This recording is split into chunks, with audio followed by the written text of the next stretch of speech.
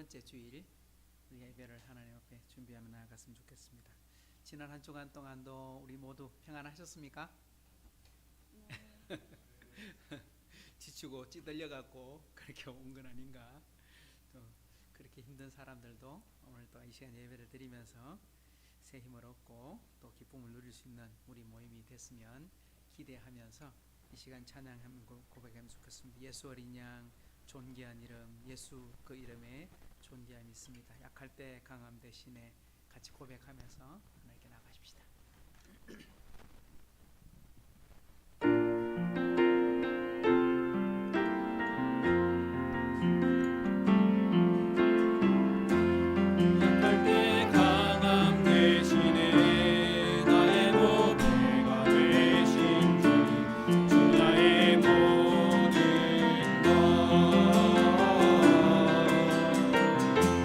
주 안에 있는 보물을 나는 꼭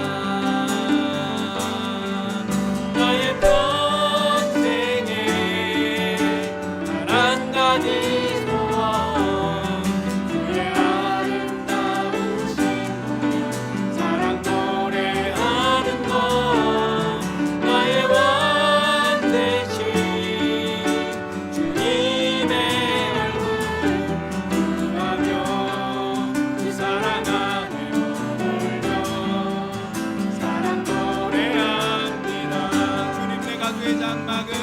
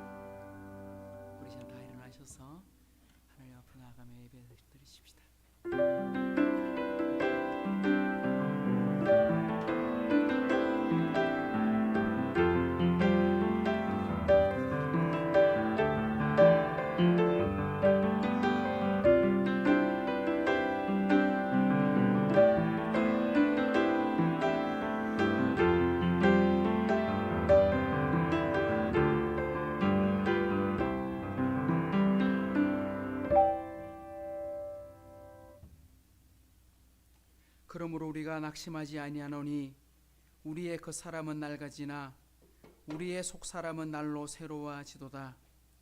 우리가 잠시 받는 환난에 경한 것이 지극히 크고 영원한 영광에 중한 것을 우리에게 이루려 함이니 우리가 주목하는 것은 보이는 것이 아니요 보이지 않는 것이니 보이는 것은 잠깐이요 보이지 않는 것은 영원함이라.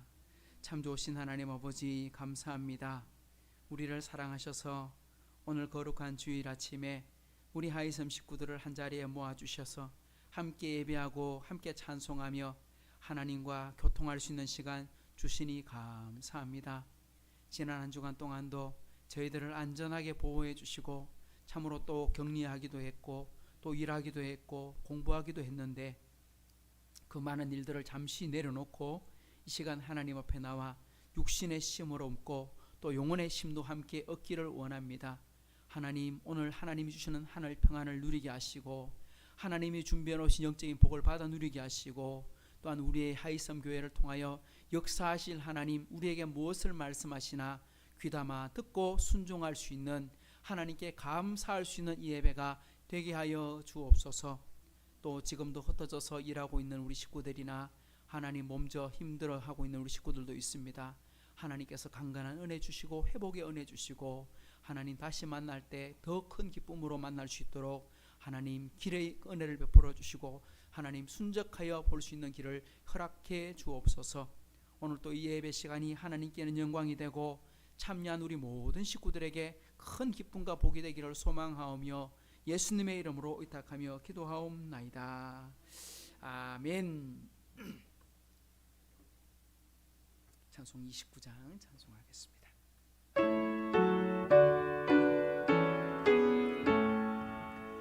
성도여 다 함께 할렐루야 아멘. 주 찬양하여라 할렐루야 아멘. 주보다 앞에서 택하신 은혜를 다 찬송하여라 할렐루야 아멘. 만문을 열어라 할렐루야 아멘. 온 하늘 울려라 할렐루야 아멘. 인도자 되시며 친구가 되신 주 그 사랑 끝없다 할렐루야 아멘. 주 찬양하여라 할렐루야 아멘. 찬양은 끝없다 할렐루야 아멘. 거룩한 집에서 좋은 종기리며 늘 찬송 부르사 할렐루야 아멘.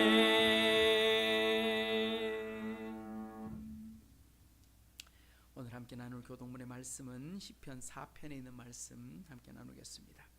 내 의의 하나님이여 내가 부를 때에 응답하소서. 곤란 중에 나를 너그럽게 하셨사오니 내게 은혜를 베푸사 나의 기도를 들으소서. 인생들아 어느 때까지 나의 영광을 바꾸어 욕되게 하며 헛된 일을 좋아하고 거짓을 구하려는가. 여호와께서 자기를 위하여 경건한 자를 택하신 줄 너희가 알지어다. 내가 그를 부를 때에 여호와께서 들으시리로다. 너희는 떨며 범죄하지 말지어다. 자리에 누워 심중에 말하고 잠잠할지어다. 의의 제사를 드리고 여호와를 의지할지어다. 여러 사람의 말이 우리에게 선을 보일 자 누구뇨 하오니 여호와여 주의 얼굴을 들어 우리에게 비추소서. 주께서 내 마음에 두신 기쁨은 그들의 곡식과 새 포도주가 풍성할 때보다 더하니이다. 내가 평안히 눕고 자기도 하리니 나를 안전히 살게 하시는 이는 오직 여호와이시니이다. 아멘. 전능하사 천지를 만드신 하나님 아버지를 내가 믿사오며 그 외아들 우리 주 예수 그리스도를 믿사오니 이는 성령으로 잉태하사 동정녀 마리아에게 나시고 본디오 빌라도에게 고난을 받으사 십자가에 못 박혀 죽으시고 장사한 지 사흘 만에 죽은 자 가운데서 다시 살아나시며 하늘에 오르사 전능하신 하나님 우편에 앉아 계시다가 저리로서 산 자와 죽은 자를 심판하러 오시리라. 성령을 믿사오며 거룩한 공예와 성도가 서로 교통하는 것과 죄를 사하여 주시는 것과 몸이 다시 사는 것과 영원히 사는 것을 믿사옵나이다. 아멘. 이 자리에 앉으셔서 46장 한 장 더 찬송하십시다. 이날은 주님 정하신 참 기쁜 날일세 온 천하 만민 주 앞에 다 찬송하여라. 주 오늘 부활하시고 사망을 이겼네. 구주를 믿는 성도들 그 복음 전하세. 만왕의 왕인 예수께 호산나 부르세. 이날에 주가 오셔서 다 구원하시리. 큰 권능 가진 구세주 살 길을 주려고 온 세상 만민 가운데 주 함께 계시네. 이날에 모인 성도들 호산나 부르세. 저 하늘 천군 천사도 다 화답하여라.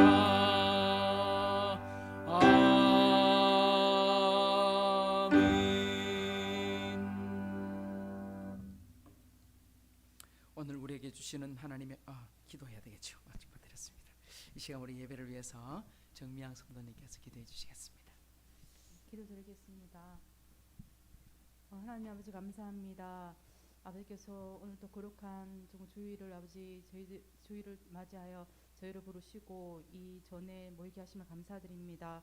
아버지 한 주간의 삶들을 돌아보면서 정말 저희의 부족함과 또 저희의 우둔함과 저희의 고집과 정말 저희의 아집들을 되돌아봅니다. 아버지께서 그러한 모습을 보시고 정말 저희들의 모습이 정말 아버지께 합당하지 않지만 그래도 저희들을 사랑해 주시면 너무 감사드립니다. 저희들이 그 사랑을 다시 한번 되새기며 정말 아버지께서 원하시는 삶으로 살아갈 수 있도록 아버지 인도해 주시옵소서. 하나님 아버지 기도합니다. 정말 온 세계가 또 저희 온 나라가 정말 코로나 확진으로 인해서 방황하고 또 혼란에 빠져 있습니다. 아버지 참으로 우리들은 많은 예상을 하고 좀 많은 것들을 정말 예견을 하지만 그 모든 것들 가운데 정말 아버지께서 하시고자 하실 때에 한 주간에 이 코로나가 없어질 것을 믿습니다. 아버지께서 인도해 주시고 저희들이 하나님 아버지 다시 한번 평온한 삶을 살 수 있도록 아버지 인도해 주시옵소서. 또한 하나님 아버지 세상은 이제 봄을 맞이하여 많은 아름다운 꽃들이 피고 있습니다. 정말 아버지께서 지으신 이 자연을 저희들이 보게 하시고 그 가운데 아버지 섭리를 느끼게 하시며 저희들이 함께 어울려서 정말 이 삶을 살아갈 수 있도록 아버지 인도해 주시옵소서.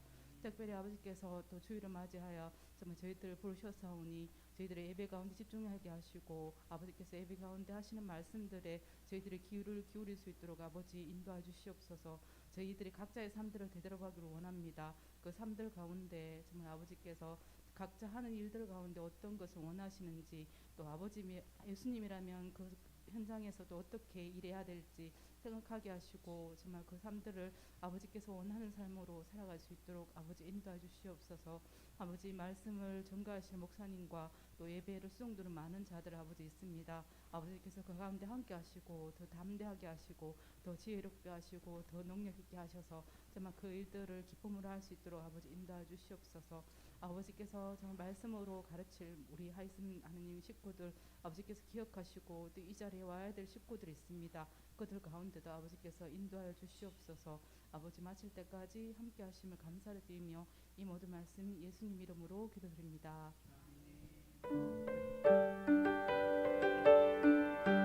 아멘.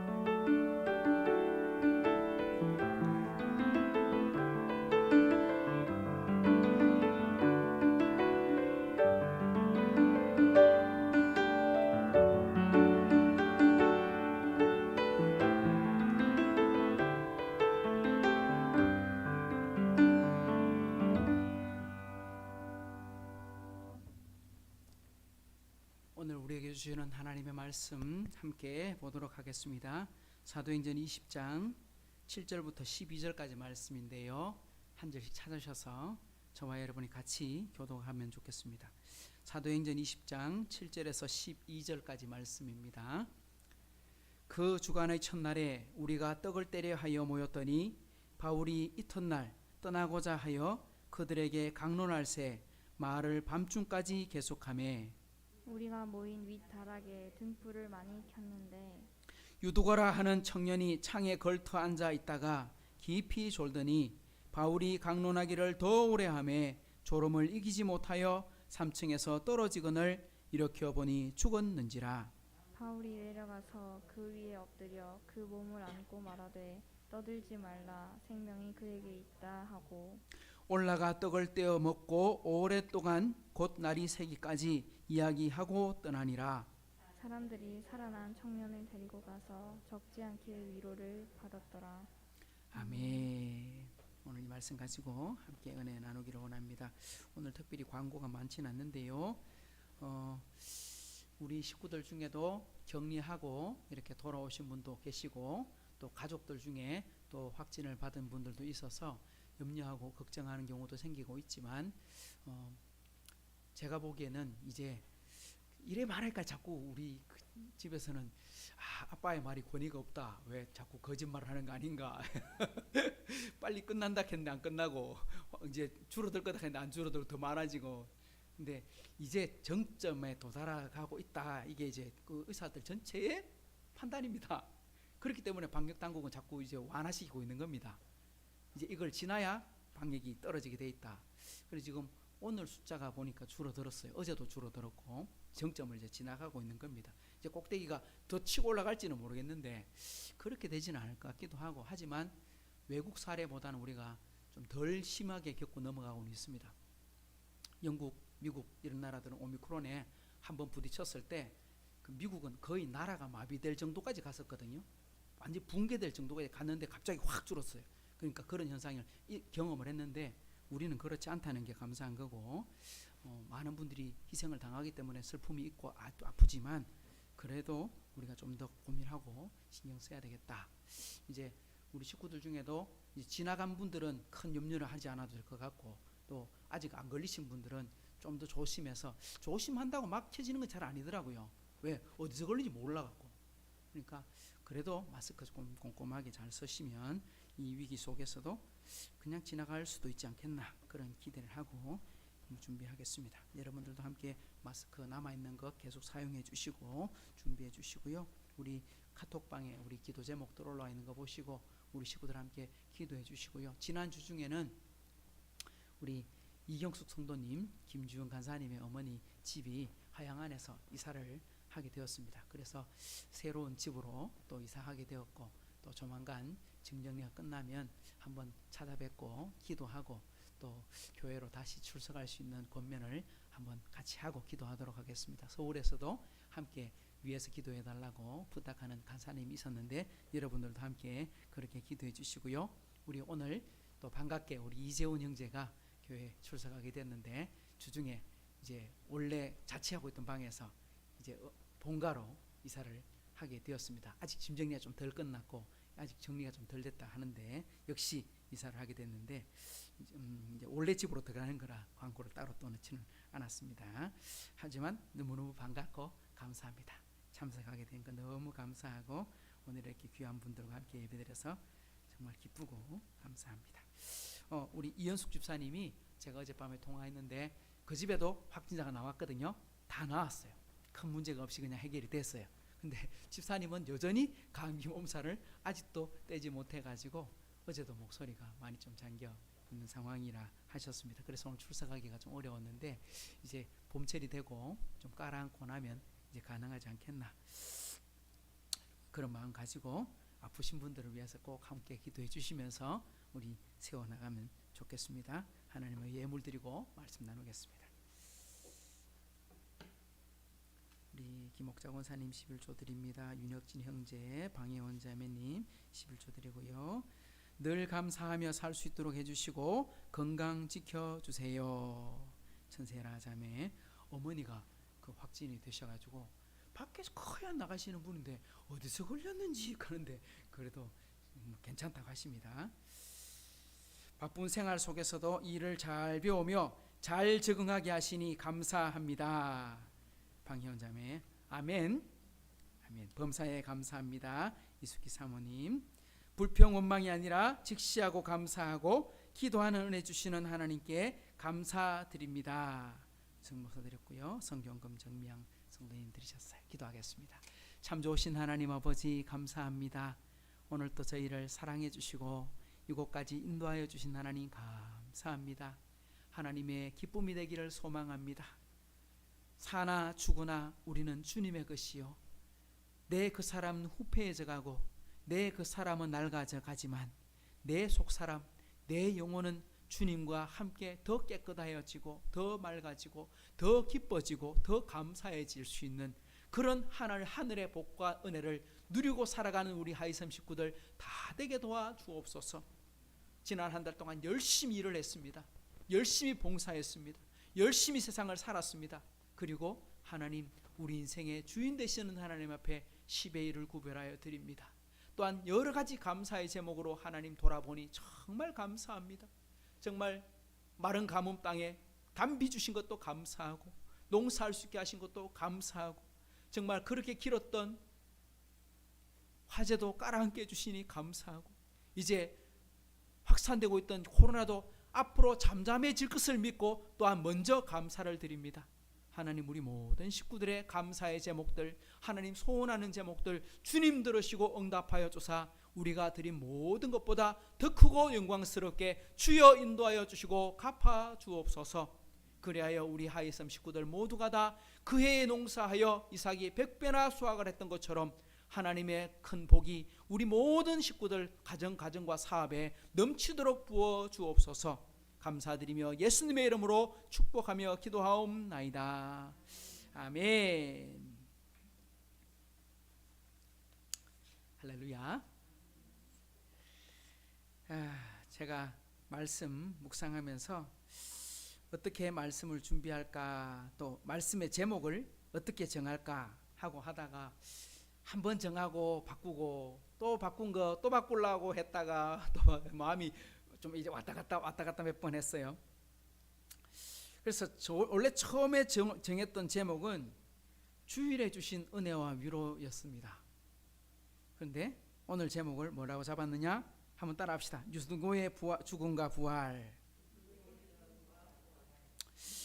오늘 본문의 말씀은 뭐 특별히 어려운 내용은 없습니다. 특별히 많이 해석을 해야 되거나 여러분들이 깊이 고민하고 봐야 되는 이야기는 없습니다. 그냥 말 그대로 청년인 유두고라고 하는 청년이 있었는데 예배에 참석했다가 예배 시간에 졸았어요.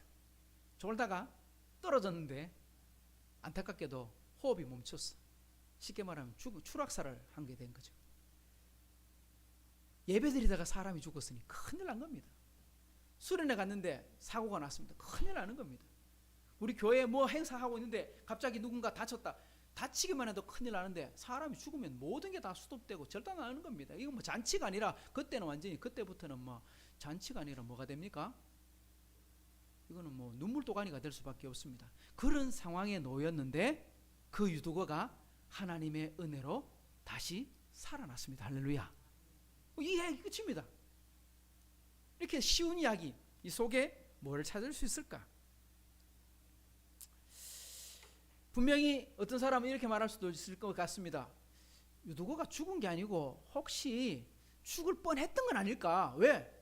금방 죽었다 금방 살아나는 거 보면 이거 잠시 우리 이런 거 있잖아요. 잠시 호흡이 멈췄다가 심폐소생술하면 살아나는 거 이런 거 있잖아요. 그런 건 아닐까? 그 당시 의술로는 그럴 수 있는 능력이 없었을 겁니다. 그죠? 심폐소생술 이런 것도 몰랐고 뭐 갑자기 투여하는 약도 없었고. 근데 이거 판단한 사람 누구예요? 유두고가 죽었다고 판단한 사람이 누구예요? 이 성경 사도행전을 기록하고 있는 사람이 누굽니까? 이름이? 누가의 직업은 뭡니까? 의사예요. 그 당시 로마 사회에 의사는 그래도 공부하고 그래도 다른 사람보다 인체에 대해서 잘 아는 사람이에요. 그렇게 잘 아는 사람이 판정을 내렸어요. 뭐라고? 사망. 우리 보통 우리 사람이 쓰러져 갖고 의식을 잃거나 아니면 응급실로 실려올 때 사망 판정 누가 합니까? 의사만 합니다. 의사만. 맨날 몇 시 누가 무슨 일로 사망했습니다. 의사가 사망 판정하면 선고하면 그냥 끝나는 거예요. 그 전까지는 이거 끝이 안 난 거예요. 계속 진행 중이에요. 그런데 오늘 판정 누가 냈냐? 의사가 판정해서 공식 사망 처리된 거예요. 그러니까 틀림없이 죽은 겁니다. 그런데 바울은 유두고의 시신을 보면서 뭐라고 말하냐면 생명이 그에게 있다 이렇게 말한다. 진짜 말 그대로 바울이 유두고를 붙들고 안고 하나님 앞에 기도했겠죠. 그랬더니 다시 살아나는 기적 은혜를 체험했다는 것입니다. 이건 단순한 실체적인 진실입니다. 사건의 정황 그냥 설명해 풀어놓은 겁니다. 이건 뭐 더 이상 설명할 필요도 없고 읽기만 해도 다 이해할 수 있는 겁니다. 그런데 저는 오늘 본문을 읽으면서 이런 거 있잖아요. 약간 사건을 좀 다른 시선에서 보면 어떨까? 그 어떤 라디오 프로에 보면 이걸 삐딱선이라 하더라고. 삐딱선, 사람이 좀 삐딱하게 보면 다른 게 보이잖아요. 좀 다른 시선으로 보면 뭔가를 볼 수 있지 않을까? 묵상하고 찾아보니까 그 속에 좀 더 많은 것들이 숨어 있더라고요. 저는 그걸 오늘 좀 이야기해 보고 싶습니다. 그래서 저는 오늘 제목은 유두고의 죽음과 부활인데 그 뒤에 조금 더 그러니까 더 긴 제목이 있다면 저는 이렇게 정해보고 싶었어요. 유두고의 죽음과 부활 사이에 숨어있는 이야기들, 뭐가 숨어있는가? 오늘 저와 여러분이 한번 같이 찾아가 봤으면 좋겠습니다. 지난주 20장을 시작할 때도 우리는 말씀을 보았습니다. 단 1절에서 5절까지 6절까지 짧은 말씀이었습니다만 그 짧은 말씀 속에 엄청난 시간과 많은 이야기들이 들어있는데 그걸 뭐냐 압축해가지고 너무 쉽게 설명해놨어요. 그냥 배 타고 건너갔다, 헬라로 갔다, 3달 동안 있었다, 돌아왔다, 끝. 이런 식으로, 그죠? 아주 내용이 뭐 정말 별일 없는 것처럼 적혀있는데 그 안에는 엄청난 비밀들이 숨어 있었다고 제가 말씀을 드렸습니다. 우리 3차 선교여행 지도를 보게 되면 출발할 때 에베소에서 편지를 썼어요. 고린도전서를. 배 타고 건너가서 마게도냐 지방 도착해서 그곳에서 고린도까지 가야 되는데 가기 전에 디도를 만났어요. 그리고 다시 편지를 써요. 그리고 그 편지 보냈어요. 그러니까 마게도냐 가가지고 바로 간 게 아니에요. 한참 시간이 걸려서 고린도로 간 거예요. 그러니까 바울이 선교여행을 2차 선교여행 갔던 지역을 다시 돌아가면서 그곳에 있는 교회들에게 말씀을 강론하고 제자들을 가르치고 기도하고 전도하고 그렇게 준비하고 가면서 고린도전서, 고린도후서 쓰고 그렇게 해서 고린도에 가가지고 성도들하고 깊은 교제, 어떤 교제입니까? 원래는 회초리 들고 때리려고 그랬어. 책망하려고 그랬어. 재판국 열어가지고 쉽게 말하면 징계, 너 근신, 너 제명 출교 뭐 이런 식으로 재판국 열어서 큰 종교적인 재판이 있을 뻔했어요. 그런데 바울의 말씀, 바울의 편지를 보고 고린도 교회 성도들이 회개하고 돌아서는 것을 보면서 바울이 큰 은혜를 받습니다. 그곳에서 3달 머물러 있으면서 3달 동안 뭘 씁니까? 우리가 알고 있는 로마서를 기록한 거, 로마서 편지를 이제 보내는 거예요. 그렇게 바울이 고린도전서, 후서, 로마서 쓰고 그 시간 이 사이에 이 기간이 생각보다 상당한 긴 시간들을 보내고 있습니다. 우리 사도행전을 하고 있는 바울이 선교여행을 할 때 1차 선교여행은요 2년 정도 걸렸어요. 2차 선교여행은요 3년 정도 걸렸어요. 그리고 3차 선교여행은요 한 5년 걸렸어요. 우리가 생각할 때 그냥 성경을 읽으니까 그냥 금방금방 지나가는 처럼 보이지만 상당한 시간, 1, 2, 3차 선교여행 시간이 전체가 한 10년 정도 걸려요. 그리고 예루살렘에서 로마로 가서 로마에서 재판받는 1차 투옥 기간까지가 6년이에요. 풀려나서 2차 투옥이 돼갖고 목숨을 이렇게 순교로 당할 때 기간이 역시 6년이에요. 그래서 전체 바울이 선교 여행을 다 마치고 하나님께 부름받아 갈 때까지 한 22년 정도의 신앙생활을 하고 천국 가게 되는 겁니다. 그 속에 그렇게 숨어있는 놀라운 여러 가지 사건들, 우리 지난 시간에 1절, 2절, 3절을 읽으면 금방금방 지나가는데 그 안에 뭐 상당한 시간 그리고 많은 땀과 성경 이게 포함되어 있다 그랬는데 오늘 말씀 속에도 그런 숨겨진 비밀들이 있더라 하는 것입니다.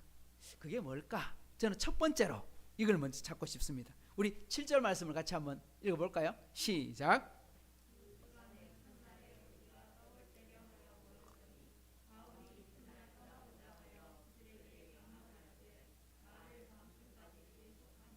아멘.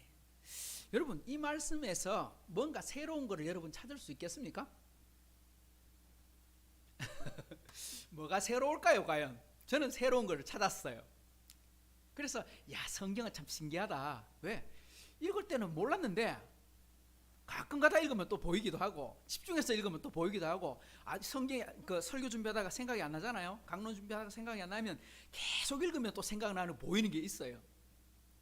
읽다가 보니까 한계가 보이는데 뭐가 보이느냐?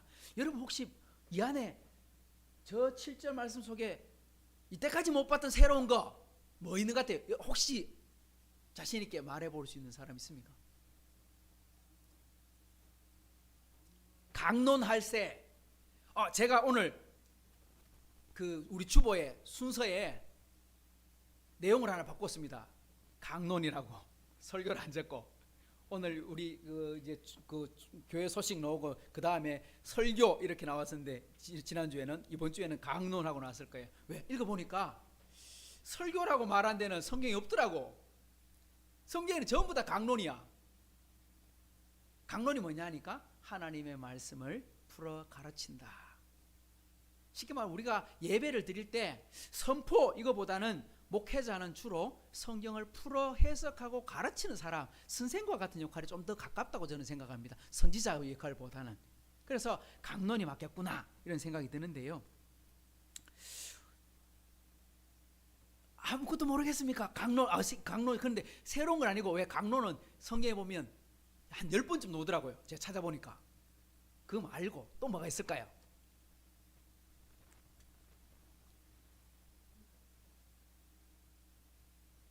예?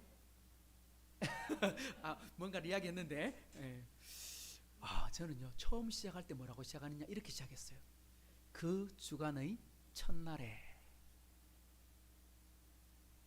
개역 한글판은 우리가 알고 있는 표현대로 기록을 해놨습니다. 뭐라고 기록해놨는지 이렇게 되어 있습니다. 개역 한글판에는 안식 후 첫날에 우리가 떡을 때려 하여 모였더니, 뒤에 건 다 똑같아요. 근데 앞에 것만, 앞에 첫 번째 시작할 때 그 주의 첫날에, 그 주간의 첫날에, 이걸 옛날 성경에는 안식 후 첫날.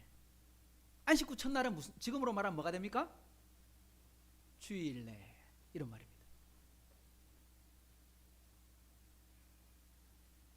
지금까지 바울이 예배를 드리고 복음을 전하고 말씀을 강론한 건 전부 언제 했어요? 안식일 날 했어요. 안식일 어디서? 회당에서. 에베소에서 새 일해 동안 회당에서 말씀을 전하다가 2년 동안 3년 동안 두란노 성원에서 매일매일 말씀을 강론하고, 고린도에 가서도 회당에서 안식일에 말씀을 강론하고, 다른 데 가서도 어디를 가든지 만나는 사람들을 만날 때 회당에서 만나고, 회당에서 만났다는 건 언제 만났다는 거예요? 주일날? 아니죠. 안식일날 유대인들이 예배드리러 왔어요. 유대인 회당에서. 그러니까 유대인 공동체는 회당, 지금으로 말하면 토요일날 온 거예요. 토요일날 예배드리러 온 거예요. 그때 바울도 참석해서 예배를 드리고 만나서 그곳에서 기도하고, 그곳에서 찬송하고, 그곳에서 말씀을 전하고 말씀을 가르치고 그렇게 했거든요. 그런데 오늘 사도행전 20장에 처음으로 뭐가 등장하느냐 하면 그 주간의 첫날에, 안식 후 첫날에 말씀을 강론했다. 안식 후 첫날 뭐하러 모였어요? 모인 이유가 뭐라고 돼 있어요? 안식 후 첫날에 우리가 떡을 떼려고 모였더라. 떡 뗀다는 게 뭐예요? 밥 먹으러 모인 거예요? 우리 식사교제 합시다 이겁니까? 아니에요. 성경에서 초대교회에서 떡을 뗀다라고 말하는 것은 뭐 한다는 거예요? 성찬을 나눈다는 거예요. 성찬식을 언제 합니까? 예배 중에 하는 거죠. 그러니까 초대교회가 예배를 드립니다. 예배를 드리는데 어디서 예배를 드렸느냐? 회당에서 예배를 드렸어요. 예루살렘 성전에서 예배를 드렸어요.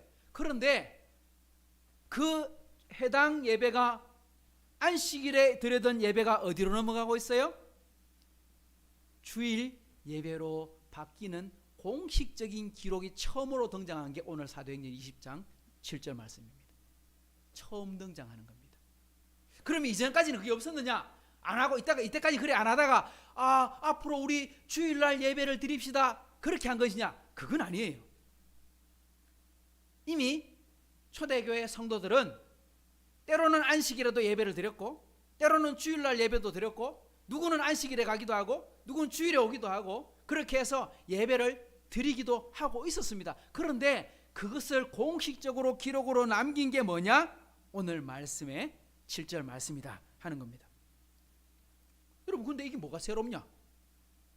이런 질문을 할 수 있잖아요. 우리는 매주일마다 지금 예배를 드리고 있는데 우리 모태 신앙은 태어날 때부터 예배 드리고 이렇게 살아왔는데 이게 뭐 새로운 거야? 이렇게 말할 수 있습니다.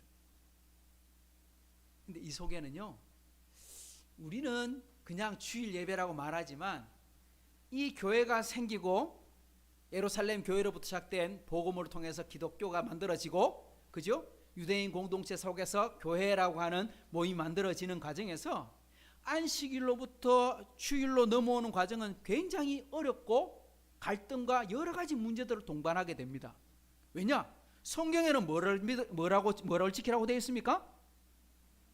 우리 10계명에 우리가 잘 아는 것처럼 4계명 뭡니까? 안식일을 기억하여 거룩하게 지켜라. 그러면 안식일 지켜야 돼요? 주일을 지켜야 돼요? 이 갈등이 되네. 이거 큰일 났다. 이거 목사님 이런 질문하면 안 되는데 곤란하고로. 우리 지금 주일날 예배드리고 있지 안식일날 토요일날 우리 예배드리는 건 아니잖아요. 그럼 한번 물어봅시다. 예수님이 주일 성수하라고 말씀하신 적 있나요? 예수님께서 십자가를 지시기 전에는 그런 말씀하신 적도 없고, 예수님께서 뭐라고 하셨습니까? 성경의 1.1획도 무너지지 않을 것이다. 나는 율법을 폐하러 온 것이 아니고 율법을 완성하러 왔다. 이루려고 왔다. 그렇게 해서 이루시고 부활하셨습니다. 주님 부활하신 날이 안식 후 첫날입니다. 그러니 여러분, 우리 제자들아, 여러분 앞으로는 예배를 안식일에 드리지 말고 주일날 드려야 된대. 예수님 그렇게 말씀하신 적 있어요, 없어요? 그런 적도 없어요. 성경에 하나님께서는 안식일을 지키라고 말씀했는데 왜 초대교회 성도들은 안식일도 예배를 드리고 주일도 예배를 드리고, 때로는 어떤 사람들은 안식일만 예배를 드려야 된다고, 어떤 사람은 주일날만 예배를 드려야 된다고 하고, 이걸로 다툼이 생기고 문제가 발생하는 여러 가지 요소가 생겼습니다. 이걸 어떻게 우리가 받아들여야 될까? 우리는 지금 이제 토요일날 예배 드리는 게 아니고 무조건 우리는 일찍부터 주일에 예배를 드려 왔으니 뭐 유대인하고 비슷한 겁니다. 유대인들은 태어날 때부터 예배는 언제 드렸다? 안식일 드렸으니까. 우리는 태어날 때부터 언제 드렸다? 주일날 드렸으니까. 마치 유대인처럼 우리는 생각하고 살아가고 있는 것이죠. 그런데 오늘 이 문제에 대해서 공식적인 기록이 바로 7절에 나온 것입니다. 이 주간의 첫날에 떡을 떼려고 우리가 모였다. 다르게 말하면 주일날 예배를 드리려고 지역교회에 모임을 가지게 되었다. 이렇게 말합니다. 이게 초대교회는 굉장히 큰 갈등 요소였어요. 얼마나 큰 갈등 요소였느냐? 로마서를 기록할 때 바울이 이걸 기록하고 있습니다. 이렇게 말합니다. 초대교회 때는 큰 문제, 갈등이 두 가지가 있었거든요. 첫째는 뭐냐니까 우상의 제물, 이걸 먹을 수 있느냐 없느냐, 이것 때문에 성도들 안에서 다툼이 막 생겼어요. 이런 다툼을 뭐라고 하느냐니까 아디아포라 이렇게 부릅니다. 뭐라고요? 아디아포라. 그러니까 이제 헬라어로 말하는 건데 이게 무슨 말이냐면 진리가 아닌 문제에 대해서 우리가 어떻게 대해야 될까, 이런 문제, 이런 말입니다. 진리는 우리가 바꾸면 안 돼요. 그죠? 예수님을 믿고 하나님을 믿는 그건 바꿀 수가 없는 거예요. 달라지는 게 아니에요. 우리 예수 믿고 천국 가는 이 진리는 절대 바뀌지 않는 겁니다. 다른 게 들어올 수가 없어요. 그런데 제물을, 우상에게 절한 제물을 먹어도 되고 안 먹어도 되고 그 기준은 뭘까? 이거는 진리가 아니기 때문에 어떻게 해야 되느냐? 그건 어떻게 하느냐?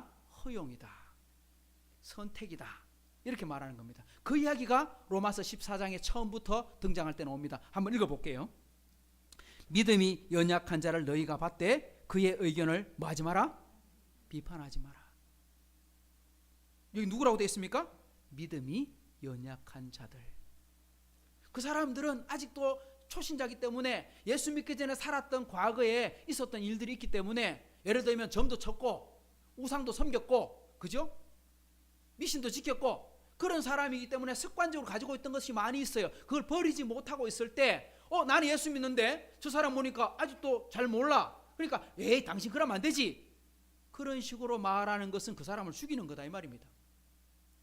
성숙한 성도는 그런 사람들을 볼 때 어떻게 해주라? 비판하지 말고, 다른 말로 하면 뭡니까? 용납하라. 그게 뭐냐? 아디아포라 이 말입니다. 받아주라. 2절을 읽어봅시다. 시작. 어떤 사람은 모든 것을 먹을 만한 믿음이 있고 믿음이 연약한 자는 채소만 먹느니라. 여기 보면 믿음이 연약한 자는 채소만 먹는다고 되어 있어요. 이게 무슨 말이냐면, 그 당시 사회에서 고기를 먹는 건 쉬운 일이 아니었어요. 근데 고기가 어디서 나오느냐 하면 주로 육수간, 푸주간에서 이렇게 정육점에서 고기를 잡아서 팔기도 하는데, 그걸 말하는 게 아니고 우상의 제물에게 고기를 바쳐요. 송아지를 바치고 황소를 바치고 염소를 바치고, 쉽게 말하면 사람들이 제물을 가지고 와서 신전에다가 바쳐요. 그러면 신전의 제사장들이 그걸 다 먹을 수 있는 게 아니에요. 왜? 고기를 너무 많이 갖다 바치기 때문에. 그럼 어떻게 하느냐? 그걸 일부만 떼갖고 자기들이 먹고, 우리 제사장들도 그랬죠. 제사장들도 제물의 일부를 하나님께 예물로 바치고 나머지는 제사장들이 생활로 사용했잖아요. 음식으로 사용했잖아요. 그렇게 나온 고기들을 어디로 파느냐? 시장으로 돌리는 거예요. 그 고기들은 비싸지 않았어요. 왜? 종교적인 제의로 사용되었기 때문에. 그래서 가난한 사람들은 고기를 먹고 싶으면 뭘 먹어야 돼요? 우상에게 절했던 그 제사를 드렸던 거라도 그거 먹고 싶은데, 그거 먹으면 죄가 되나요 안 되나요? 갈등이 되네. 이것도 갈등이네. 여러분, 우상이 있습니까 없습니까? 제우스 신이 존재합니까 안 존재합니까? 바알과 아세라가 존재합니까 안 존재 안 합니까? 우상은 있으나, 신전은 있으나 우리는 어떻게 믿습니까? 없다. 그건 누가 만들었다? 사람이 지어낸 거다. 사람이 돌로, 나무로, 금속으로, 보석으로 사람들이 치장하고 장식해서 만든 거지, 그건 있는 게 아니야. 실제로 있는 게 아니야. 그러니까 그냥 없는 거예요. 없는 거, 지어낸 거예요. 그러니까 거짓이에요. 그 앞에다가 뭐 차려놓는다고 해서 그 우상이 먹을 수 있어요 없어요? 먹을 수 없어요. 그러면 아무것도 아니죠. 그러면 먹어도 돼야 안 돼요? 당연히 되지. 아무것도 아닌데. 그런데 그 제물에 바쳐진 것이 그럴 수도 있다고 믿는 사람들은 믿음이 연약한 사람들이에요. 그 사람 먹을 수가 없어요. 꺼리지가니까. 그래서 그 사람은 안 먹어. 그런데 먹을 수 있는 믿음이 있어. 나는 상관없어. 저는 예수를 확실하게 믿고 난 이후부터는 그거 걱정 안 했어요. 그런데 이런 건 있어요. 3절을 보세요. 먹는 자는 먹지 않는 자를 업신여기지 말고 먹지 않는 자는 먹는 자를 비판하지 말라. 이는 하나님이 그를 받으셨음이라. 먹어도 되고 안 먹어도 돼요. 그런데 먹는다고 자랑하지도 말고 안 먹는다고 욕하지도 마라. 왜? 그건 상관없는 거다. 안 먹으면 채식주의자로 사는 거고, 먹으면 고기 먹어 얼굴빛이 좀 더 윤기 날 뿐이지. 그건 차이가 없는 거예요. 바울 사도가 뭐라고 말합니까? 누군가 죽거든 묻지 말고 먹어라. 다른 사람이 선생님이 좀 드십시오 하고 들었는데, 혹시 그거 제물을 그 우상한테 드린 거 아닙니까? 그럼 묻지 말라는 거예요. 왜? 그 사람의 선의는 그 사람은 주고 싶어서 줬는데 혹시 그거라 하면 아이고 제가 잘못했네, 혹시 무례를 저지르는 거 아닌가, 그런 마음이 들도록 만들지 마라. 그러니까 눈 감고 먹어라. 그런데 혹시라도 그게 제물에게 바쳐진 거다라고 말하면 그때는 뭐 해라? 그때는 먹지 마라. 왜? 그거 먹고 오해해갖고 시험 드는 사람이 있으면 도리어 내가 그 사람을 시험에 빠뜨리게 되는 거니까 내가 참아라. 그리고 바울이 뭐라고 하냐? 나는 평생 고기 먹지 않겠다. 누구를 위해서? 시험 드는 약한 연약한 자들을 위해서. 이게 사랑이다. 그렇게 말을 했거든요. 요게 이제 우상에 대한 음식입니다. 그 다음 두 번째가 뭐냐? 안식일과 주일의 문제를 바울이 또 꺼내드립니다. 14장 5절을 같이 읽어봅시다. 시작. 어떤 사람은 이 날을 전날보다 낮게 여기고 어떤 사람은 모든 날을 같게 여기나니 각각 자기 마음으로 확정할지니라. 여기 보면 뭐라고 되어 있습니까? 어떤 사람은 이 날을 전날보다 낮게 여기고, 이 날은 무슨 날일까요? 뭐 소개 안 되는 거 몰라요. 어떤 사람은 이렇게 생각했다는 겁니다. 아니, 구약 성경부터 지금까지 가르쳐 주시는 하나님의 말씀을 순종해야지 어떻게 이걸 바꿀 수 없어. 그러니까 우리가 예수를 믿더라도 나는 언제 예배 드릴 거야? 안식일에 예배 드릴 거야. 아니, 그게 아니야. 예수님 오셔서 부활하셔갖고 하나님의 율법의 말씀을 완성하셨어. 그리고 죽으셨다가 부활하신 그 주님의 날, 부활의 날이 율법의 모든 것을 완성했으니까 완성된 날에 예배를 드리는 게 당연히 맞는 거지. 이치에 맞잖아. 그러니까 나는 주일날 예배를 드릴 거야. 여러분, 어느 게 맞아요? 제가 뭐라 그랬어요 처음에? 아디아포라, 상관없다. 바울이 뭐라고 말합니까? 제일 마지막 뭐라고 되어 있어요? 각각 자기 마음으로 확정할지니라. 바울이 뭐라고 판단했습니까? 야, 이때까지는 안식일날 예배를 드렸지만 이제부터는 주일날 예배를 드리는 거야. 그렇게 말했어요? 아니에요. 안식일날 드리고 싶어? 그럼 안식일날 드려. 주일날 예배 드리고 싶어? 그러면 당신은 주일날 예배 드려. 그렇게 말을 했다는 거예요.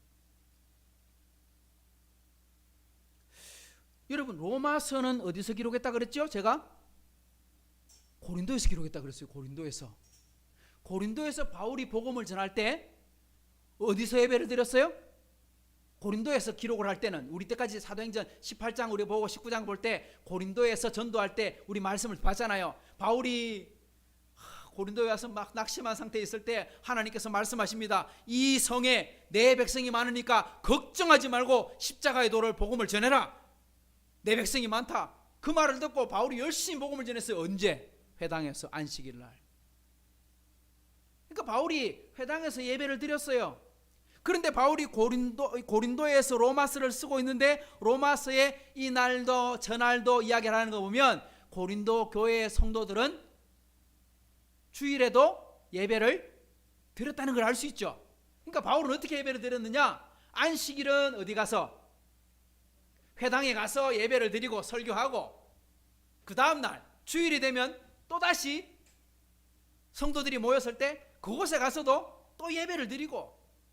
가만 보니까 2000년 전에 바울은 이미 주 5일째 근무를 했네. 그죠? 안식일도 쉬고 주일도 쉬고 쉬었다는 것보다는 바울은 복음을 전하는 자로, 사역자로 살았습니다. 상관없이 살았습니다. 골로새서 말씀에도 이렇게 기록하고 있습니다. 골로새서를 한번 읽어봅시다. 이건 골로새서는 어디서 로마에 투옥된 상태에서 복음을 이제 편지를 쓴 거잖아요. 소아시아에 있는 교회들한테 편지를 보낸 건데, 골로새서 2장을 같이 읽어봅시다. 시작. 그러므로 먹고 마시는 것과 절기나 초하루나 안식일을 이유로 누구든지 너희를 비판하지 못하게 해라. 여기 보면 놉니다. 먹고 마시는 것. 그러니까 채소를 먹을 건지 고기를 먹을 건지 우상의 정각에 들어있는 거 혹시 먹는지 그거 가지고 뭐 하지 말게 해라. 비판하지 못하게 해라. 그건 진리가 아니다. 그리고 이렇게 말합니다. 절기나 초하루나 안식일을 이유로. 이건 무슨 말이냐? 초대교회 성도들은 그러면 유월절 지켰을까 안 지켰을까요? 초대교회 성도들, 예수 믿는 사람들, 유대인들은 당연히 지키겠죠. 그러면 유대인이다가 예수를 믿는 사람들, 초대교회 성도들은 유월절 날 유월절 유대인들이 이때까지 살아왔던 전통을 할까요 안 할까요? 해요. 왜? 우리 지난 시간에 말씀해 보면 마게도냐에서 무교절을 지나고 배 타고 들어와요. 도착했거든요. 거기 보면 무교절, 유월절 지났단 말이에요. 그러니까 초대교회 성도들도 역시나 유월절도 같이 행사에 참여했어요. 맥추절에 잔치를 나눴어요. 초막절에 잔치도 나눴어요. 절기나 초하루나, 초하루가 뭡니까? 매월 첫날. 우리 절에만 그 첫날, 그죠? 그걸 뭐라 합니까? 그 절에 보면 매달 첫날에 불공을 드리고 뭐 집회를 하는 모양이에요. 근데 그거 우리가 그 이제 매월 첫날 교회에서 예배를 드리면 그거 절 따라 하느냐? 그거 아닙니다. 왜? 성경에 보면 월삭 이게 뭡니까? 매 첫날 하나님께 예배 드리라고 돼 있어요. 구약 성경에 예배 드렸어요. 집회했단 말이에요. 안식일 아니라도. 자 보십시오. 그 사람들은 맥추절과 유월절과 초막절을 지내지만 그것으로 구원받는다고 믿는 건 아니란 말이에요. 뭘로 지냈느냐?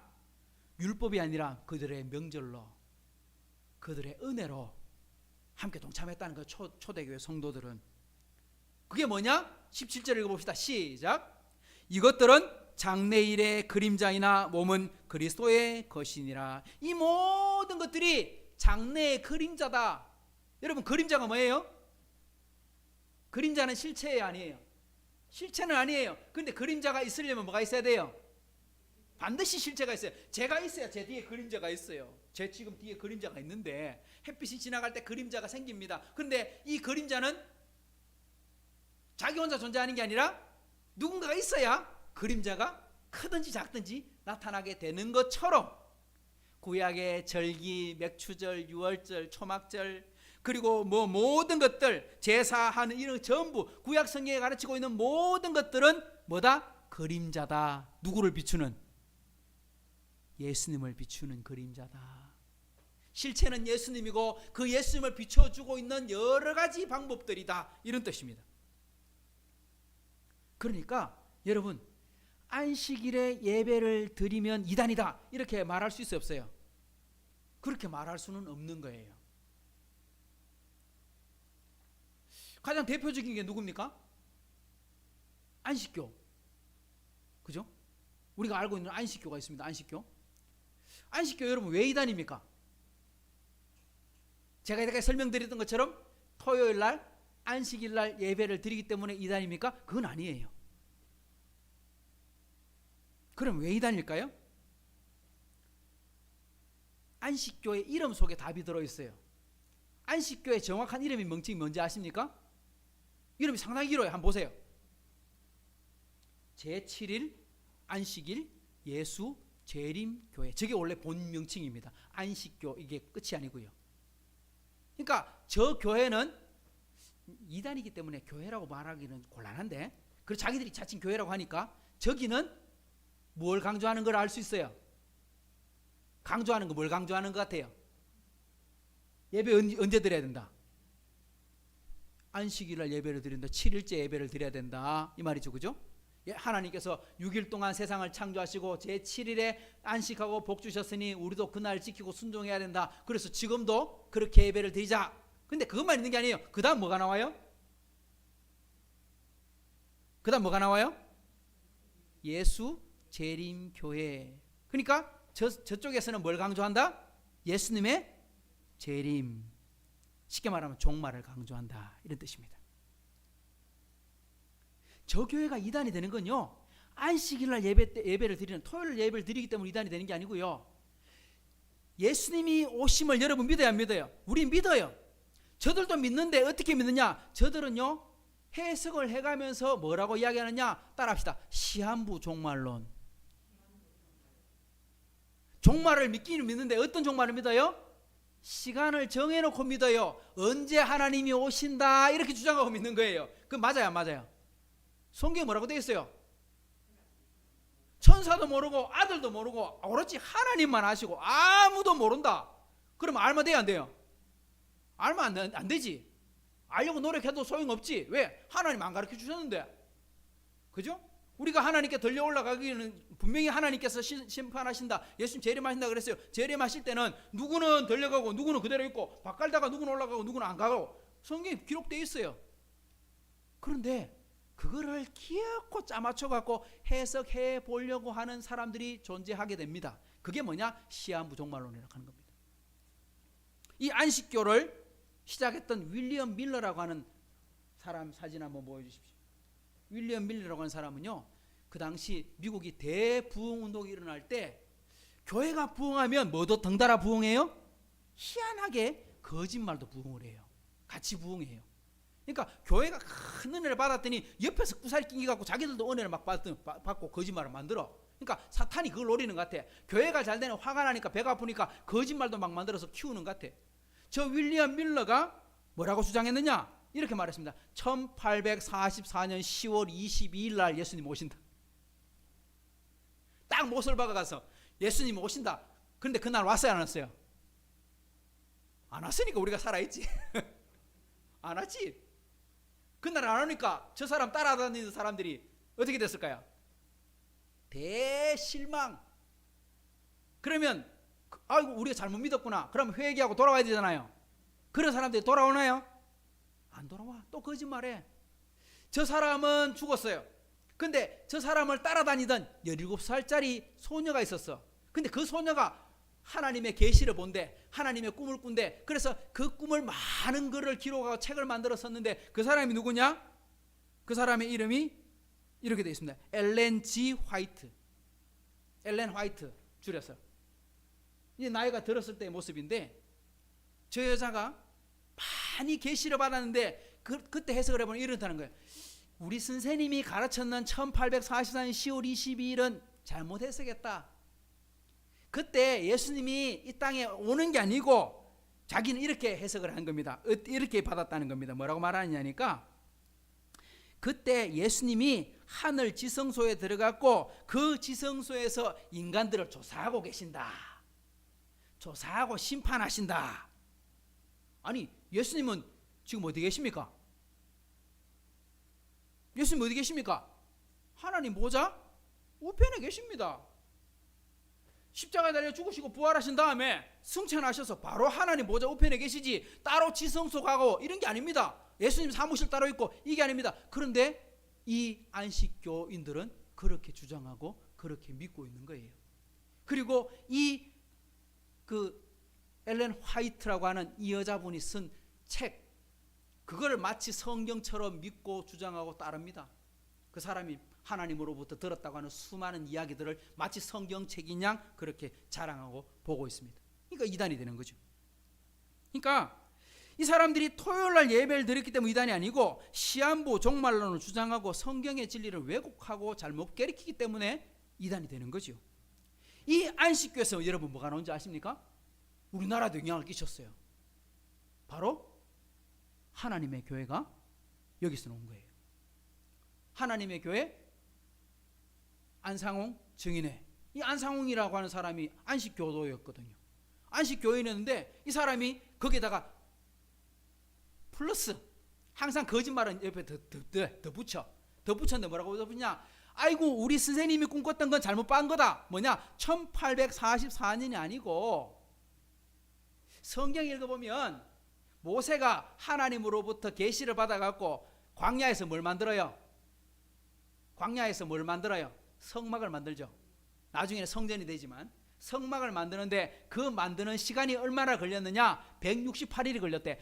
제가 성경 읽을 때 168일이라는 기록이 없던데 어디서 나왔는지 나는 모르겠어. 근데 그 사람은 찾았대. 그래 168일인데 하루가 1년이니까 아니 왜 하루가 1년이 되지? 몰라. 설명은 모르겠어. 근데 하루가 1년이니까 1844년 더하기 168일 더하면 며칠이 되느냐? 2012년. 그래 2012년에 예수님 재림하신대.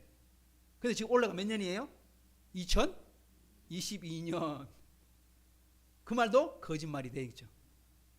그러면 무너져야 되는데 무너지지 않고 또 거짓말 또 붙입니다. 또 거짓말 붙입니다. 안상홍은 죽었습니다. 안상홍 죽고 나니까 안상홍의 부인이 살아 있습니다. 그러니까 뭐라고 말하냐? 하나님은 아버지가 아니고 하나님은 어머니다. 이런 식으로 막 가는 거죠. 이 한 구절 속에 여러분 이런 의미가 들어있는 거예요. 그 주간의 첫날에 초대교회가 안식일을 버리고 교회 주일날 넘어오면서 이루어지는, 그리고 나서 결국은 이제 안식일은 정리가 되어버리고 시간으로 지나면서, 왜? 일주일에 이틀을 쉴 수는 없잖아요. 그럼 우리가 이 안식일의 개념을 우리가 어떻게 받아들이고 정리할 것인가? 우리가 이 주일에 예배를 드리고 있는데 우리가 이 개념을 어떻게 받아들일까? 저는 크게 말하면 두 가지로 설명하고 싶습니다. 첫 번째, 한번 따라합시다. 육신을 쉬어라. 육체의 쉼을 누려라는 것입니다. 우리가 일주일 동안 일하고 하루 쉬어야 됩니다. 열심히 공부하십시오. 그리고 주일날은 몸을 좀 쉬게 하십시오. 열심히 일하십시오. 그리고 이 오늘 주일만은 다른 여러 가지 복잡한 일 하지 말고 좀 쉬십시오. 쉬는데 뭐 하고 쉽니까? 쉴 때 어떤 사람은요, 맛있는 거 먹기도 하고 약간의 운동도 하기도 하고. 근데 운동을 너무 과로하게 하면 그건 또 무리가 돼요. 육신에 힘을 주시려고 하나님이 안식을 주신 거예요. 그러니까 그 말 그대로 안식하면서 쉬는 거예요. 재충전. 그러면 육신만 재충전합니까? 아니죠. 뭐도 충전해야 돼요? 우리 영혼의 충전도 필요해요. 그게 두 번째가 뭐냐? 영혼의 쉼도 누려라 하는 것입니다. 따라합시다. 영혼의 쉼도 누려라. 그죠? 육체의 쉼도 누려야 되지만 우리 영혼의 쉼 어떻게 누립니까? 예수님께서 말씀하셨습니다. 수고하고 무거운 짐지들아 다 내게로 오라. 내가 너희를 어떻게 하리라? 쉬게 하리라. 이때 쉰다는 건 예수님 육체를 쉬게 한다는 말이 아니죠. 그럼 뭘 쉬게 하는 겁니까? 마음을 쉬게 하는 거예요. 영혼을 쉬게 하는 거예요. 마음이 행복해지고 기뻐하는 게 쉬는 거예요, 여러분. 마음이 불편하고 스트레스 받으면 일주일 동안 머리 복잡한데 그거 다 풀어지는 하나님의 은혜를 누리고 살아가는 그 기쁨을 누릴 때 그 마음이 쉼을 얻게 되는 거, 안식을 누리게 되는 거예요. 이게 안식일의 개념이에요. 이게 주일의 개념이에요. 그러니까 이것을 통해서 누리게 되는 것이죠. 여러분, 마음이 쉼을 얻으려면 누구를 만나야 돼요? 예수님 만나고 하나님 만나고, 그 하나님 만나는 시간이 뭐예요? 우리 시간 예배 드리는 거예요. 같이 찬양하고 기도하는 시간을 가지는 거죠. 주일 성수에 대해서 우리가 너무나 철저하게 어릴 때부터 저는 훈련을 받았습니다. 주일날은 돈 쓰면 안 된다. 주일은 일하면 안 된다. 주일은 공부하면 안 된다. 주일은 텔레비전 보면 안 된다. 주일은 신문도 보지 마라. 얼마나 엄격했는지 모릅니다. 정말 철저하게 그렇게 하다 보니까 이거는 유대인들이 안식일에 하는 것처럼 우리가 살아왔거든요. 시간이 지나고 제가 목사가 되고 돌아보니까 우리가 너무 강하게 훈련했구나. 나쁘다기보다는 너무 강했구나. 풀어져라는 말은 아닙니다. 하지만 하나님이 주신 이 안식, 이 쉼을 누릴 때 이 쉼을 뭘 위해서 누려야 되느냐? 여러분, 육체를 쉬면서 오늘 예배를 드리면서 하나님이 기뻐하시는 거 해야 돼요. 하나님 기뻐하시는 거 뭐예요? 기뻐하시는 생각, 기뻐하시는 일. 쉽게 말하면 다른 사람에게 선을 베푸는 일들을 하는 것이나, 다른 사람의 복음을 소개하는 것이나, 다른 사람을 대접하는 것이나, 이런 것들을 나누는 시간들 우리 평상시에 못 하잖아요. 그거 주일날 부모님을 찾아뵙기도 하고 함께 나누는 그런 시간들을 우리가 가지면서 안식일을 보내는, 그게 선한 거라는 것이죠. 한 절 했는데 시간이 바쁘네. 누구처럼 되느냐? 바울처럼 되겠다. 바울이 설교하다가 설교가 길어져 갖고 누구가 떨어져 죽었는데 오늘 제가 설교하다가 여러분들이 그 히터 좀 꺼주십시오. 이 안에 공기가 너무 덥습니다. 억수로 덮어갖고 유도구가 떨어져 갖고 누가 그러시고 해서 하는데 더운 건 아닌 것 같았어요. 왜? 날짜를 계산해 보니까 그 무교절을 지나고 그러면 한 3월달 4월달쯤 되거든요. 시기적으로 3월달 4월달쯤 되면 터키 지방은 우리보다 위도가 조금 높아요. 그러면 지금 우리나라 온도보다 약간 더 추워요. 그러면 더운 건 아니겠죠? 좀 더 추울 수 있겠죠?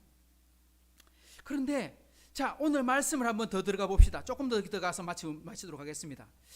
다시 7절 한번 더 읽어봅시다. 시작. 그 주간의 첫날에 우리가 떡을 떼려 하여 모였더니 바울이 이튿날 떠나고자 하여 그들에게 강론할세 말을 밤중까지 계속하매. 여러분, 바울은 이 주일이 지나고 이 집회를 마치고 나면 다음날 떠납니다. 다른 사람은 아무도 몰라요. 바울은 알고 있어요. 어떤 거? 지금 내가 여기를 떠나면 다시 여러분을 못 만납니다. 말을 해주지는 않았습니다. 바울이 에베소의 장로들을 부르고는 그 이야기를 해줍니다. 내가 지금 여러분들을 만나고 떠나면 다시는 못 볼 것입니다. 천국 가서 봅시다. 좀 굉장히 충격적인 이야기죠. 성도들한테 여러분, 제가 오늘 하는 설교가 마지막 설교입니다. 여러분 잘 들으십시오. 그럼 바울의 마음에 얼마나 많은 것을 이야기하고 싶을까요? 그러니까 바울이 하고 싶었던 모든 말씀들을 정리하고 정리했는데 이거 하루 시간 안에 끝내지 못하는 거야. 주일날 저녁 시간에 예배를 시작했습니다. 저녁 시간이 길어집니다. 예배 시간이 자꾸 길어집니다. 1시간, 2시간, 3시간, 그 시간이 길어집니다. 불을 켭니다. 양초를 켜는데 어두워. 그러니까 초를 많이 환하게 밝혀놓고 하는데 그래도 예배가 끝나 안 끝나? 예배가 안 끝나는 기라. 여러분 이해가 됩니까? 바울의 애타는 마음. 지금 이제 오늘 밤이 지나고 나면 당신들 못 만나게 되는데 지금까지 가르친 것도 열심히 가르쳤지만 혹시 빠뜨린 건 없을까? 부족한 건 없을까? 성경의 진리를 다 해석하지 못한 건 아니지 않을까? 그러면서 그 마음을 담아서 설교를 하다 보니까 이 말씀이 길어지고 있는 거예요.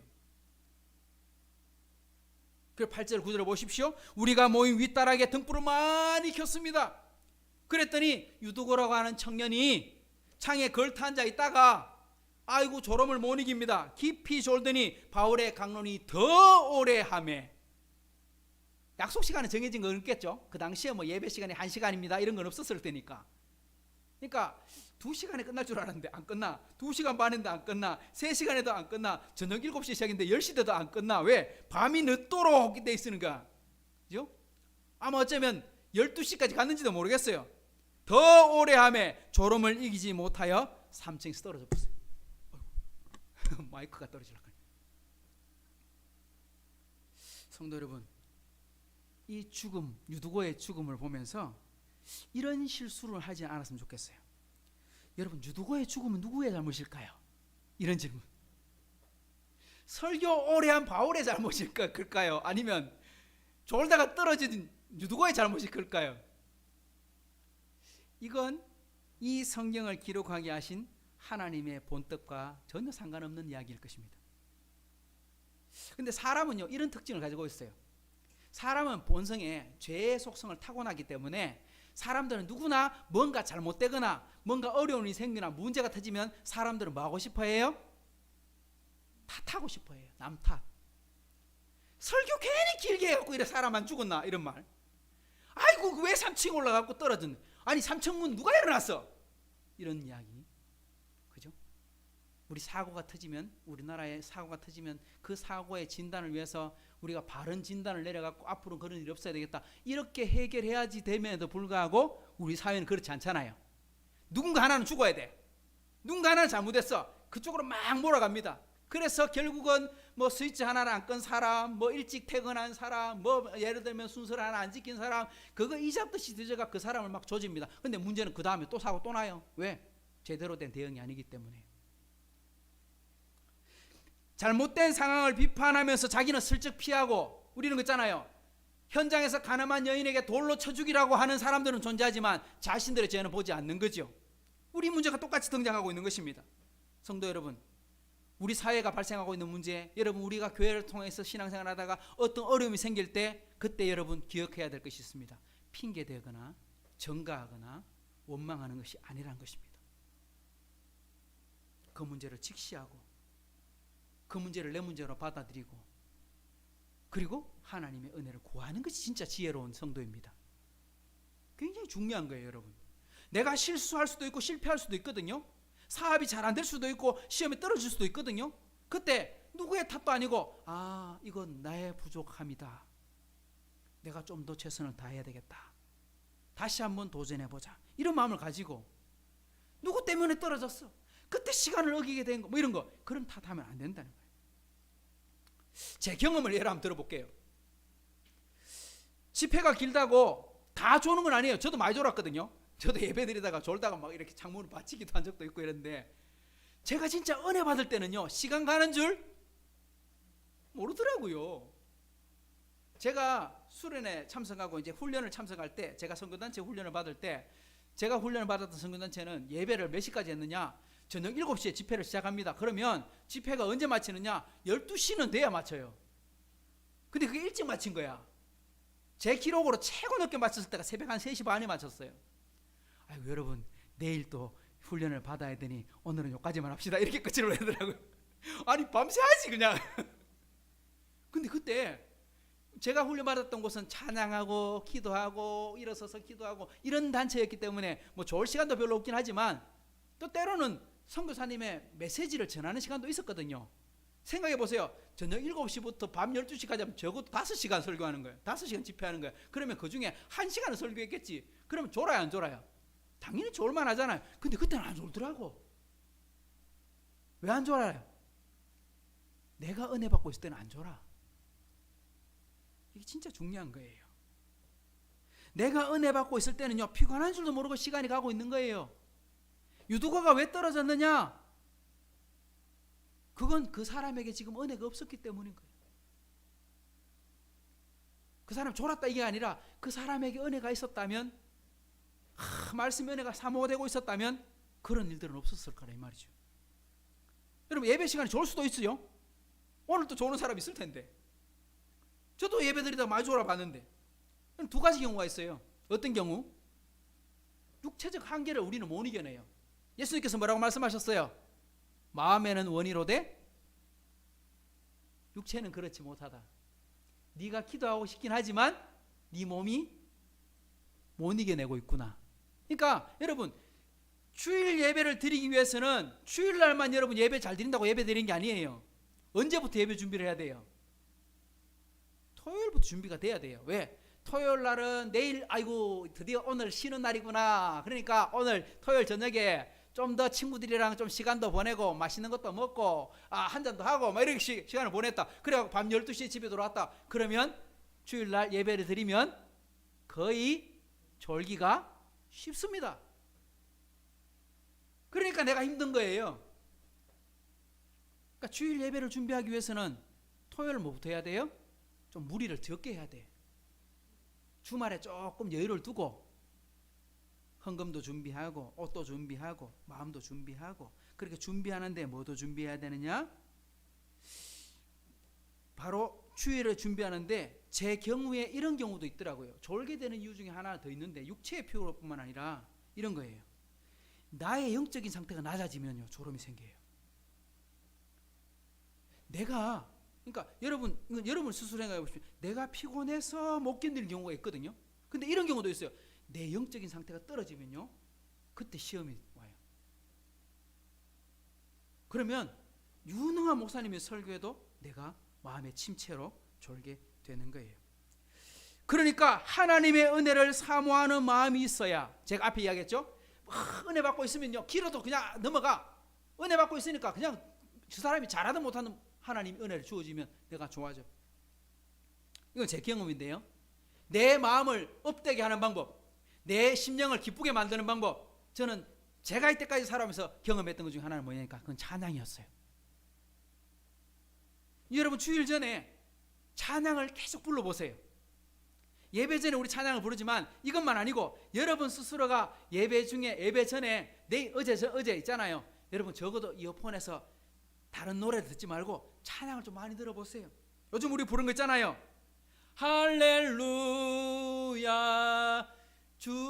뭐죠? 주를 찬양 뭡니까? 이런 거. 모든 것이 은혜 하나님의 은혜입니다. 이런 거. 아유 갑자기 부르려니까 안 나오네. 반주를 해줘야 부르는데. 제가 설교를 준비하면서도 음악을 틀어놓고 찬양을 들으면 더 내 마음이 은혜가 되어서 잠시 자판을 내려놓고 막 묵상할 때도 있거든요. 이게 여러분의 삶을 회복시키는 것입니다. 여러분 일을 하다가도 일을 잠시 멈추고 하나님의 찬양을 같이 불러보는 거예요. 그래서 기쁨이 마음이 일어나면 그때 일을 하면 일이 힘들지 않는 거예요. 근데 막 일만 하다 보면 아유 오늘 또 힘든 일 이런 마음이 생기게 되는 거죠. 오늘 보십시오. 죽은 청년 주변으로 사람들이 모여들었습니다. 큰 소동이 나서 집회가 엉망이 되어버렸습니다. 제가 부교육자 때 이런 경우가 있었거든요.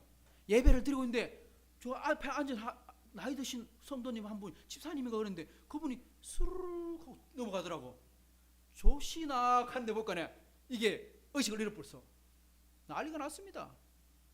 앞에 목사님 설교하고 계시는데 성도 한 분 쓰러졌고 어떻게 해야 됩니까?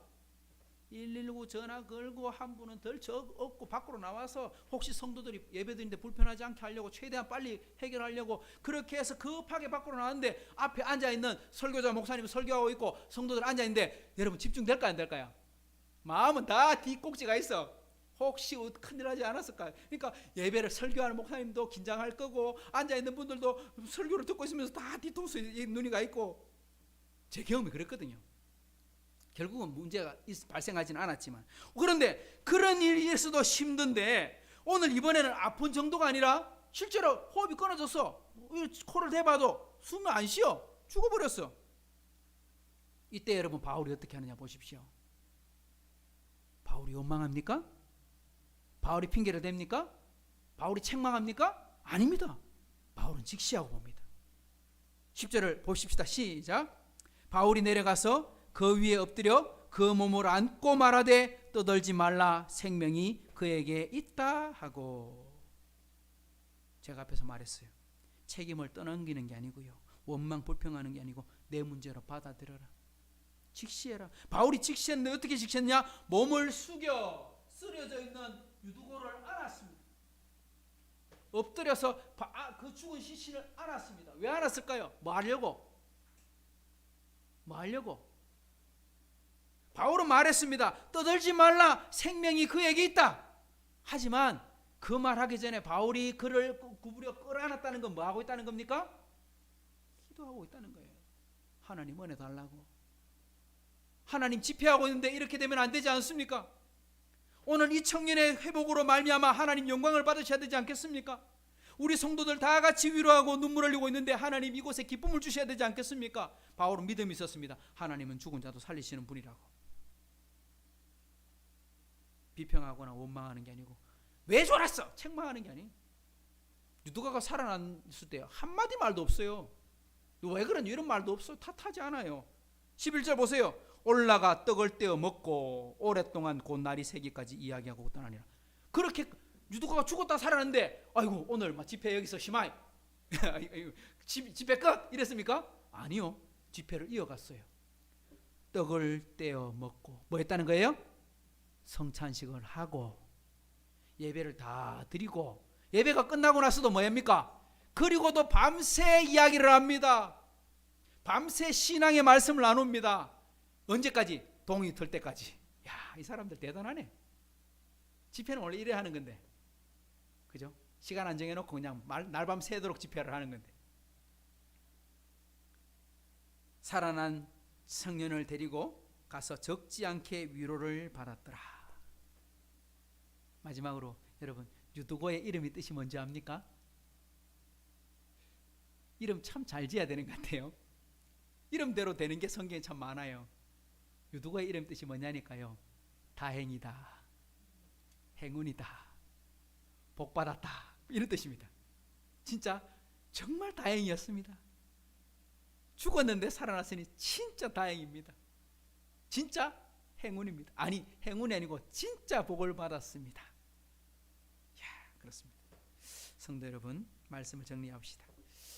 유두고의 죽음을 바라보면 불평과 원망이 아니라 있는 그대로 바라보는 마음, 여러분이 지금 가지고 있는 문제 앞에서 직시하고 바라보는 마음, 내 문제로 받아들이는 마음, 이것이 하나님의 은혜 받는 지름길, 바로 하나님이 도와주시는 길인 줄을 믿고 저와 여러분들도 오늘 또 이 땅을 살아가는 동안 만나는 수많은 문제들 앞에 하나님께 감사할 수 있는, 그리고 하나님의 은혜를 구할 수 있는 우리 하이섬 식구들이 되기를 주님의 이름으로 축복합니다.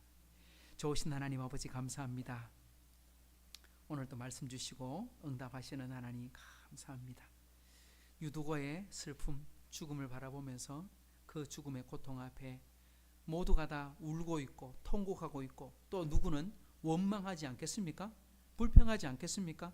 그런데 그 문제 앞에 하나님의 위로와 은혜가 더 크게 일어나서 감사합니다. 그것처럼 오늘 우리가 이 땅을 살아가는 동안 때로는 코로나에도 걸리기도 하고, 때로는 질병에 걸리기도 하고, 때로는 아픔을 당하기도 하고, 때로는 실패도 경험하지만 하나님, 그것으로 끝이라면 우리가 원망하겠지만 아니요, 하나님 또 다른 새로운 삶을 주시고 영생이라고 하는 하나님의 길을 주셨사오니 하나님 우리가 그것 바라보고 이겨내게 하시고 언제나 하나님은 합력하여 선을 이루시는 분이심을 믿고 언제든지 하나님 그 모든 일들에 항상 감사할 수 있는 우리 하이섬 식구들 되게 도와주옵소서. 이제는 우리 주 예수 그리스도의 은혜와 하나님의 사랑과 성령의 교통하심이 유두고의 죽음과 부활을 바라보며 하나님의 은혜를 사모했던 바울과 성도들처럼 우리 하이섬 교회에 주시는 은혜와 복을 기대하며 하나님 앞에 나아가는 우리 모든 하이섬 식구들의 사업과 가정 위에 이제로부터 영원토록 함께 있을지어다. 아멘.